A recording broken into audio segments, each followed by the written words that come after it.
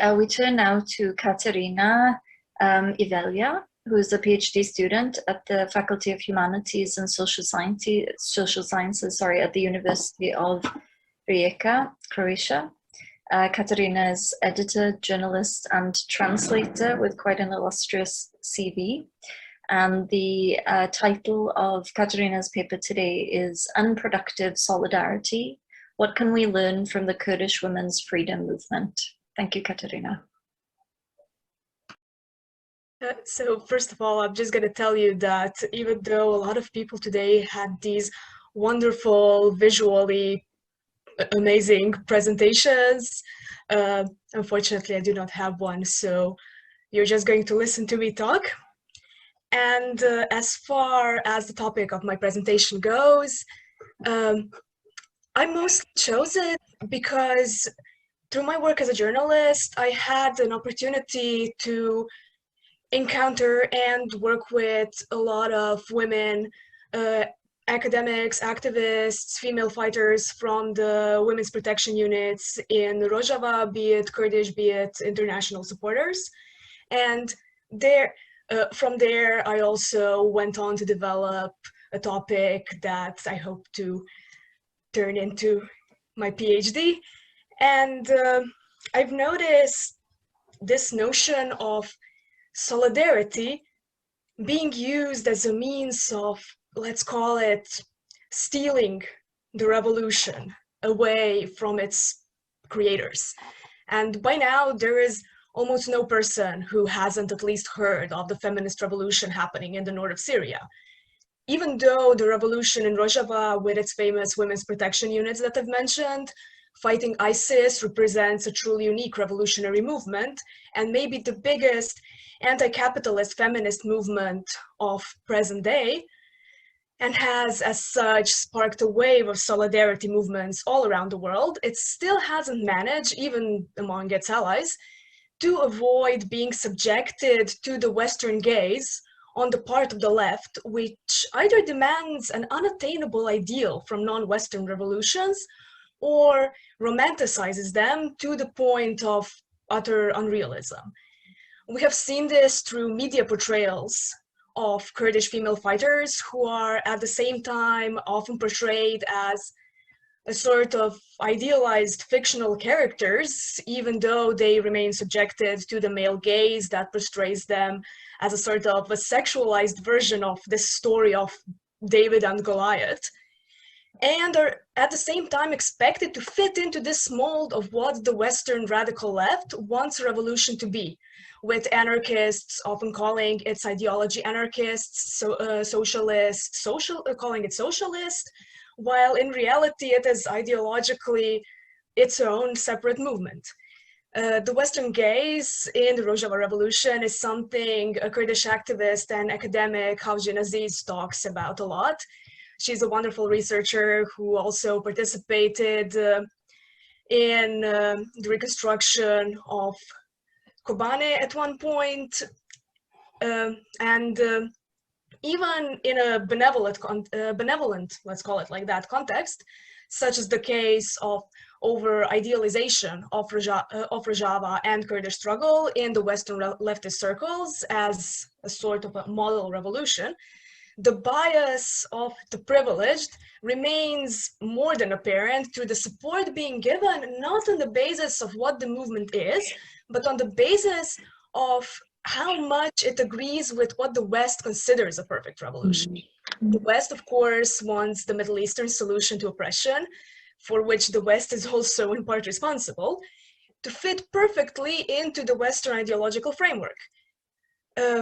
Just as women were often seen as incapable of creating functional narratives outside patriarchal power structures and assigned the role of passive, perpetual victims,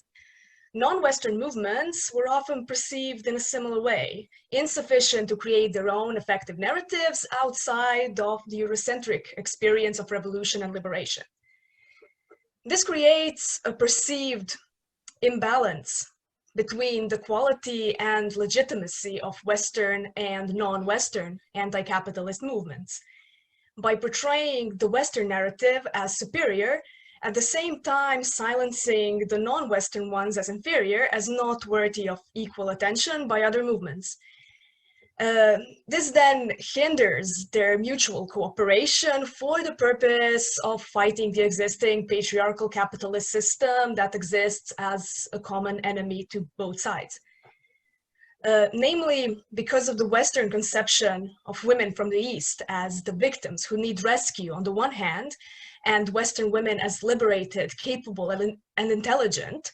an idea that also appears in the context of solidarity is that of Western women who share similar ideological beliefs as their Eastern comrades, to be those who dictate that women from the East cannot do it alone, and they do not need just solidarity, but direct help and teaching from women from the West, which, unlike them, are strong and emancipated, without addressing the fact that even though their contexts differ, the root causes for the repressions can in both cases be traced down to the same cause attributed to class conditions within capitalism, mixed in with patriarchal norms present in various degrees in all societies that we know. The solidarity that arises from this perception of Western women as emancipated helpers is necessarily counterproductive. While it may stem from the benevolence of Western allies, the solidarity that stems from the Orientalist mentality cannot enable the creation of an equal international network that is so important, nor the internationalization of the anti-capitalist women's struggle as a kind of an ultimate goal. The only thing it achieves is that the privileged status of the West is once again exploited, not to strengthen the voices of the participants of certain movements that might experience greater degrees of oppression, but to replace their voices with the ones of the West. Western voices then colonize the movement, placing themselves not in the place of equal allies, but in the place of the voices of the voiceless, thus taking center stage. As Edward Said argues, both feminists and many other human rights activists have become involved in the colonial project of civilizing the others. With this in mind, Said notes in his work, Culture and Imperialism, that Eurocentrism has penetrated the core of the labor movements, women's movements, avant-garde art movements, without sparing anyone. Said's thesis about the Eurocentric breakthrough into these movements is very well reflected in the example of feminism, which in the West is still in part focused on civilizing others and demanding and demonizing Eastern societies. I have personally even met people who identify very strongly as feminists and are yet very uncritically anti-Muslim, and also have this very limited view of Middle Eastern women when it comes to partaking in feminist movements. As I mentioned earlier, one of the reasons why women's protection units have gained immense popularity in the West is not just feminism, but it is in part rooted in the very antagonism towards Eastern societies. That is, in this specific case, as I said already, Muslim ones. The YPJ is not only, YPJ stands for Women's Protection Unit, is not only an anti-capitalist, but also a secular unit, as opposed to ISIS, whose fighters throughout its entire existence have claimed to be the followers of Islam. It can be argued that support for the YPJ would be much lesser if these military units were not secular, as Western discourse also considers secularism a key item of women's emancipation. The secular YPJ thus finds itself on the ideological line of the West, which then uses the Women's Protection Unit as a pawn in the game of fostering a view of the civilized secular West as responsible for social progress. since the YPJ possesses certain Western values, let's call it like that, in opposition to the barbaric, religiously dogmatic Muslim man embodied in this image of an ISIS terrorist. Even if they simultaneously recognize patriarchy and capitalism as common enemies, this is no guarantee that the orientalizing attitude of the West towards the East will be absent. Given the existence of this image of the uncivilized barbaric East, the stereotype of strictly patriarchal, fervently religious, aggressive men who oppose women and look at them exclusively as objects, even in anti-capitalist and declaratively anti-colonial feminist circles, there is a danger of falling into, even though they might be unintentional, attempts of releasing the other, women, from the jaws of the patriarchy by turning entire movements into objects that need saving to the imposition of our own more desirable norms and patterns of action. Of course, more desirable in this context means nothing but more like the West. Solidarity and support then actually become conditioned by assimilation through, well, this is just an example I'm throwing out there. For example, the rejection of the hijab as a perceived symbol of religious and patriarchal oppression, or something similar, that in itself, devoid of context, will not affect the real improvement of the position of women, but will only substitute one oppressive context with another. That's just a slightly different one. In this way, the Western idea, in this example, it's the Western idea of a sexually liberated, emancipated woman that is nothing else but another form of oppression that is also heavily marked by the male gaze and influenced by the capitalist modes of production. This again inhibits the effective internationalization of the anti-capitalist women's struggles by redirecting the focus and actually obscuring the common systemic causes of oppression. On one hand, the relationship between the related Western and Eastern struggles is somewhat ironic, especially when it comes to women, since Western women have experienced patriarchal oppression and class-based oppression under capitalism and male colonization of their own beings, but also participate in this colonization project of the East, although they may not be directly involved in the war or some kind of economic aspect of colonization. Western women are both colonized and colonizers, oppressed and the oppressors. Since I'm dealing primarily with the feminist aspect of the Rojava Revolution, the example of both colonizers and colonized is illustrated using women's struggle, but this phenomenon is definitely not limited only to the gender component, but affects left anti-capitalist movements in general, whose supporters in the West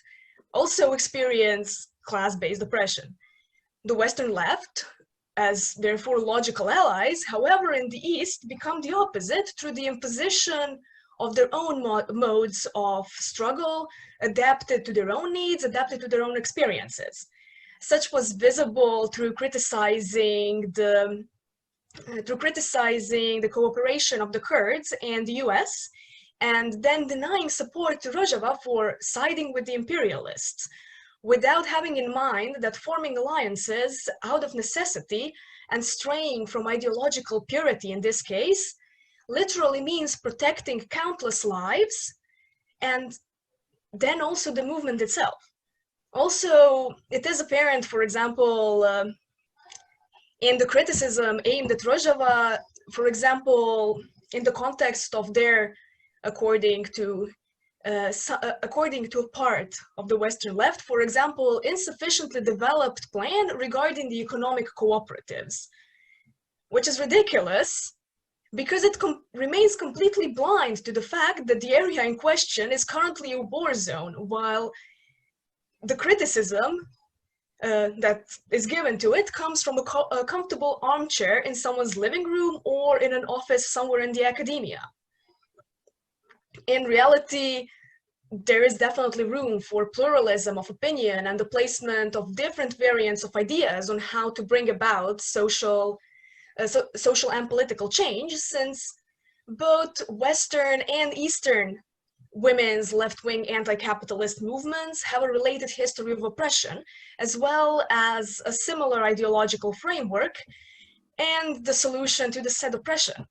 But it is in the interest of the dominant patriarchal capitalist discourse for its own maintenance to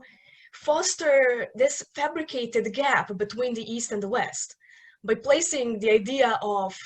the Good Samaritan who brings rights and civilizes the Wild East for the betterment of all, while in fact is only an exhibition of colonizing tendencies aimed at any anti-system movements. The ruling system creates a situation in which solidarity disables itself. Until the universality of women's and class struggle is recognized and its implementation becomes common regardless of the imperfection of one or the other struggle, there is no talk of effective internationalization and thus no truly powerful resistance to the capitalist patriarchy. In the context of Kurdish women's movements, Hajin Aziz, that I mentioned in the beginning, says that the orientalization of ours, well, Kurdish, theirs, liberation, this othering and thingification of our revolutions is something that the international left must urgently address within itself. This practice continues to create ideological barriers, limiting our connection with each other and prevents us from transcending our differences and finding common ground. Aziz then continues to say that the Western gaze is problematic because it views Kurdish women's liberation movements from a very specific and limited perspectives, which is far removed from the actual experience and realities of people of color. As Kurds, Western academics, often men, have been the ones to voice how the Kurds feel, how the Kurdish women respond, how they think. Here she says, our struggle for liberation have therefore been analyzed with a set of analytical tools that are limited in capturing the entirety and complexity of our lived experience. The Western gaze loves the simplification of issues into them versus us, with us or against us mentality. It fails to see the interlinked and connected nature of multiple separate and yet reinforcing liberation movements and narratives. As Aziz notes, the privileged left should not moralize or criticize the survival mechanisms and choices of the oppressed, especially when it has largely failed to take the necessary measures to educate itself about the incredibly complex and multi-layered and intersectional oppression experienced by the Kurdish women. The role of the left, but also of feminism and as its key part, must not be one of the savior, but its task must be deterritorialization and decentralization of left and feminist ideas. Just as there must be understanding of the fact that there are mechanisms that prevented us as people in the West from gaining certain knowledge and understanding of certain problems, precisely because of our privileged social positions and the nature and the dominant values of spaces in which the knowledge we have is acquired. What is necessary is to unlearn what has been learned, to move away from one's own framework and to actively work on acquiring knowledge about the political spaces occupied by others. It can be argued that the key to effective solidarity lies in constructing an informed solidarity that embraces non-Western anti-capitalist and anti-patriarchal narratives without pulling them through this lens of male and Western gaze. Such solidarity should by no means be reduced to being the voice of the voiceless, since it leads to this potential appropriation of the revolution by the privileged, be it class-based under capitalism, men within the patriarchy, the West in relation to the East, etc., etc. It's necessary to address the shortcomings of the imperfect quotation marks, ideologies, of course, but also to accept them and recognize the specific context in which they take place, which is more, and the specific contexts in which those ideas were formed, which is more often the street or the battlefield or any other lived experience than it is the academia, and not just reading pages upon pages of theory as a place of radicalization. With this in mind, it should be our duty as feminists and as academics to support movements such as the Rojava Revolution, unlearn our prejudice, question how, why, and from where we know what we know, why and in which contexts do the structures of knowledge we consider legitimate exist, why they're considered such, and think not what can theoretically be done to better the ideology of others, but what the existing movement can bring to our joint liberation struggle, a struggle that is not just us or the others, a struggle that encompasses all of us. And here I think I went a bit over my time, I'm not sure. Here I would like to finish, and I will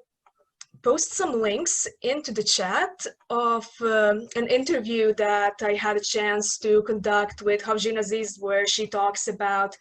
this notion of colonization of movements and Western gaze that I had a chance to do a few years ago. I will paste it in English and in Croatian if anybody is interested. In my opinion, it's an interesting read, and also in that context, an academic that deals with these kinds of topics is also Dilar Dirik, and her book, The Kurdish Women's Movement, History, Theory, and Practice, which sounds really promising, comes out this August. So I'm just saying if somebody's interested in the topic.